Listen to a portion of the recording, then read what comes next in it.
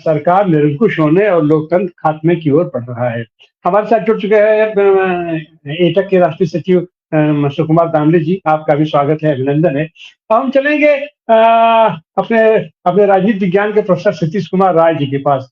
सतीश कुमार राय जी, आपकी टिप्पणी ये जिस तरीके से संसद की अवमानना की जा रही एक तरीके से, जब वहां विपक्षी नहीं रहेगा और सत्ता पक्ष के लोगों को भी बोलने नहीं दिया जाएगा, तो इस संसद की आवश्यकता क्या रह गई? धन्यवाद तिवारी जी। राजनीति शास्त्र का विद्यार्थी होने के नाते विगत कई वर्षों से एक धारणा मेरी रही है कि शायद हम लोकतंत्र से लोकतंत्रोत्तर दिशा में बढ़ रहे हैं। हम किसी पोस्ट डेमोक्रेसी इरा में आके खड़े हो गए।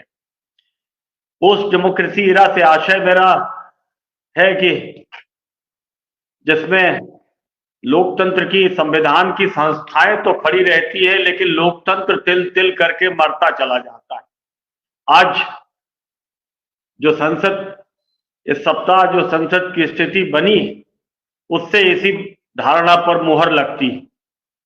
आखिर सुरक्षा चूक जैसे मामले पर भी सरकार संसद में बहस से भागेगी और जवाबदेही से भागेगी, और वो सुरक्षा चूक संसद को ही लेकर के है। संसद के भीतर लोग घुस जाते हैं, उस पर सरकार बहस तक को तैयार नहीं है।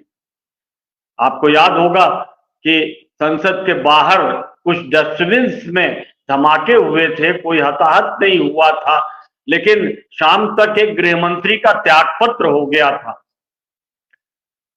तो ये हालात जो हैं लोकतंत्र के, पहले भी संसद में निलंबन की कार्रवाइयां हुई।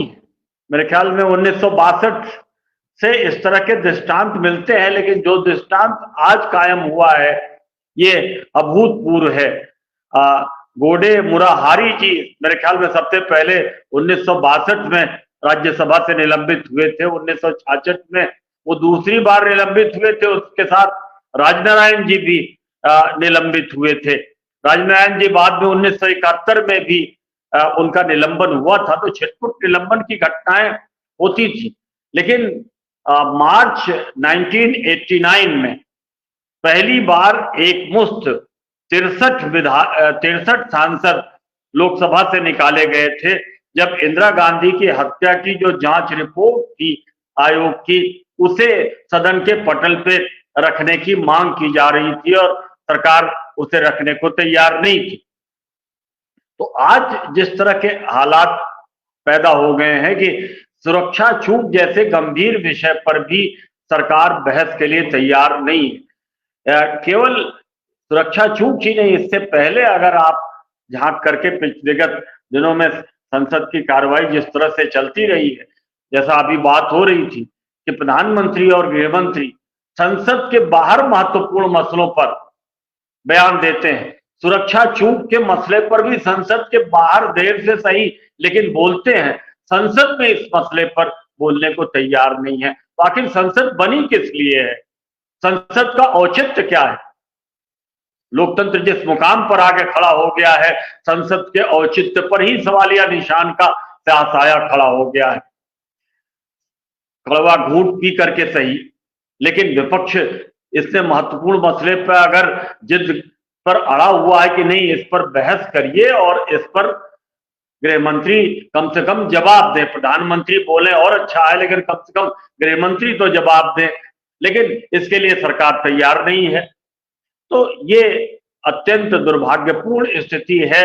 हमारा जो संसदीय लोकतंत्र है वो एक बड़े खतरनाक मुकाम पे आके खड़ा हो गया है, जहां तमाम संसदीय मर्यादाएं लगातार ध्वस्त होती जा रही हैं और एक अभूतपूर्व नजीर कि लगभग 143-44 सांसद दोनों सदनों में, संसद के लोकसभा में भी राज्यसभा में भी इस समय निलंबन की स्थिति में है। तो एक विपक्ष मुक्त संसद की जो परिकल्पना वर्तमान सत्तारूढ़ दल की है वो साकार होती हुई दिखाई दे रही है। जैसा अभी बहुत सारे महत्वपूर्ण कानून पारित हुए हैं जो नागरिकों के बुनियादी हक को स्पर्श करते हैं। और अभी चर्चा इस पर विमर्श सामने रखा जा रहा था कि ऐसे महत्वपूर्ण कानूनों पर भी बिना बहस के कानून पारित हो रहे हैं, तो ये अत्यंत दुर्भाग्यपूर्ण स्थिति है। और हम फिर अंत में यही कहेंगे कि हम कहीं न कहीं डेमोक्रेसी से आगे बढ़ करके एक पोस्ट डेमोक्रेसी के खतरनाक एरा की तरफ बढ़ चुके हैं, जो रास्ता फासिज्म की तरफ लेके जाता है।